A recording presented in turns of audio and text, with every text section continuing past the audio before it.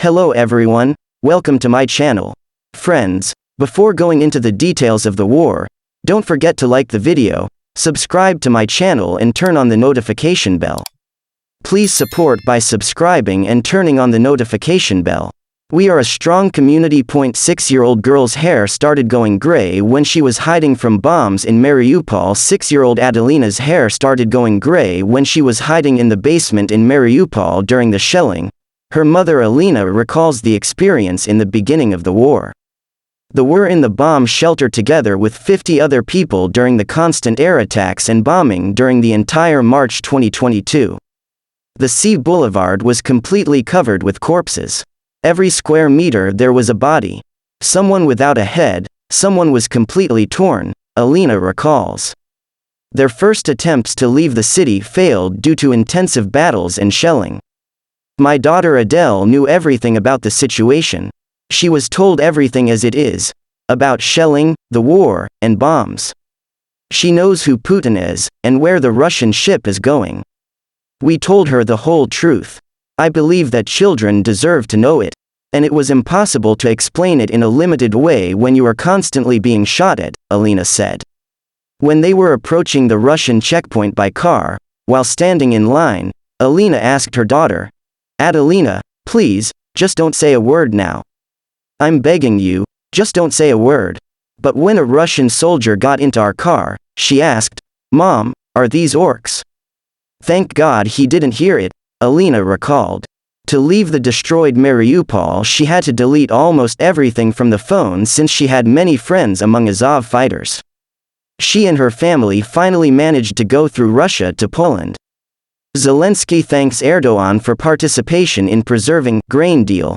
Counts on Turkey's support in issue of return of Ukrainian prisoners. President of Ukraine Volodymyr Zelensky held a conversation with President of Turkey Recep Tayyip Erdogan and discussed further steps to return Ukrainian prisoners of war and political prisoners. I thanked Turkish President Recep Tayyip Erdogan for his active participation in preserving the grain deal, for his steadfast support of sovereignty and territorial integrity of Ukraine. We discussed further steps to return Ukraine POWs and political prisoners. I also count on support of Turkey, he said on Twitter. In turn, the press service of the President of Turkey said the telephone conversation between the two leaders concerned the latest events of the Russian war against Ukraine.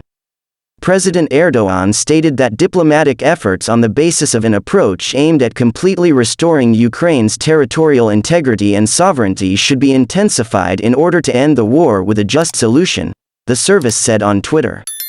Zelensky accused Russia of firing cruise missiles over the Black Sea grain corridor. A Russian plane fired 2 cruise missiles on Wednesday that flew over the Black Sea corridor used to export Ukrainian grain. This was announced by President Volodymyr Zelensky in his video address late on Wednesday. Such Russian launches, and they happen almost daily, directly threaten food exports, the president said, as quoted by Reuters. Ukraine, the United Nations and Turkey agreed on Wednesday that the corridor would not be used by cargo ships to allow time for negotiations to bring Russia back into the deal.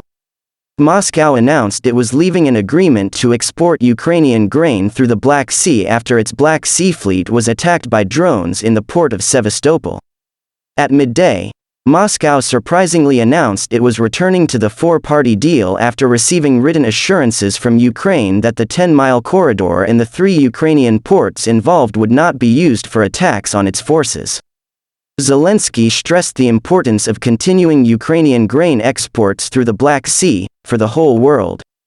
He welcomed the resumption of his work and described the guarantees requested by Russia as a failure of Russian aggression, and a demonstration of how strong we are when we stand together. Ukraine has made no new commitments that go beyond the terms of an agreement signed in July to free grain exports from its Black Sea ports after Russia's invasion, a foreign ministry spokesman said on Thursday.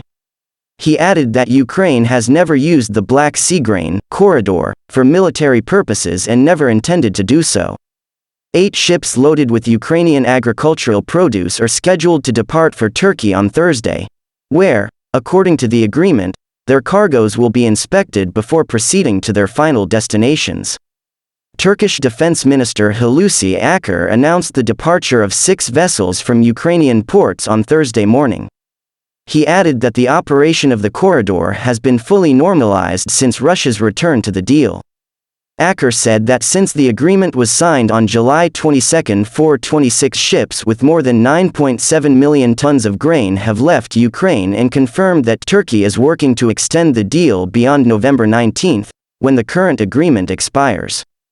The corridor is located in neutral waters, but its exact coordinates are not publicly known. G7 ministers seek aligned policy on Ukraine war. China group of 7 foreign ministers gather in Germany on Thursday to discuss how to better align policies and stay united in the face of intensifying Russian attacks on Ukraine, China's growing assertiveness and Iran's crackdown on protesters. For the latest headlines, follow our Google News channel online or via the app. The meeting in the western German city of Münster comes as concerns persist over the West's consistency against Russia's invasion of Ukraine amid leadership changes across Europe. A possible U.S. Republican victory to take control of Congress in next week's midterm elections also raises fears over potential curbs to U.S. assistance to Ukraine.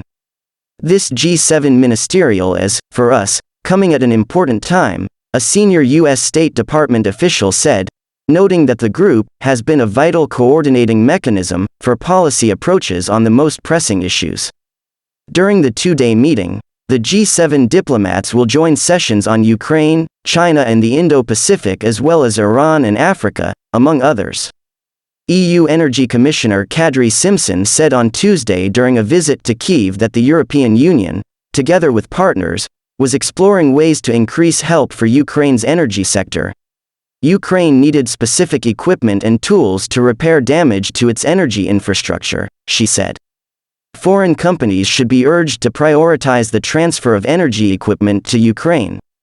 Asia Focus. The G7 meeting will also provide an opportunity for the world's richest democracies to discuss developments in China and security in the Indo-Pacific after Chinese President Xi Jinping consolidated his grip on power at last month's Communist Party Congress. Xi said in a speech at the opening of the Congress that China would never renounce the use of force to ensure unification with the self-ruled island of Taiwan, which it claims as sovereign territory. The foreign ministers will discuss the situation in Taiwan and how the G7 can strengthen partnerships with countries in the region, the British Foreign Ministry said in a statement. G7 ministers are also likely to address German Chancellor Olaf Scholz's recent contentious decisions to allow Chinese shipping company COSCO to invest in a terminal in Hamburg port and pay a visit to Beijing on Friday. Critics have accused Scholz of continuing to prioritize Germany's economic interests over broader security concerns in the face of an increasingly assertive authoritarian state, as they say his predecessor, Angela Merkel, did with Russia. The United States had strongly suggested that China have no controlling interest in the Hamburg port terminal, the senior U.S. State Department official said. Germany did in the end decide to allow COSCO just a 24.9% stake in the terminal, down from an original bid for a 35% stake. Thanks for watching. Don't forget to like the video and subscribe to my channel. See you in the next video.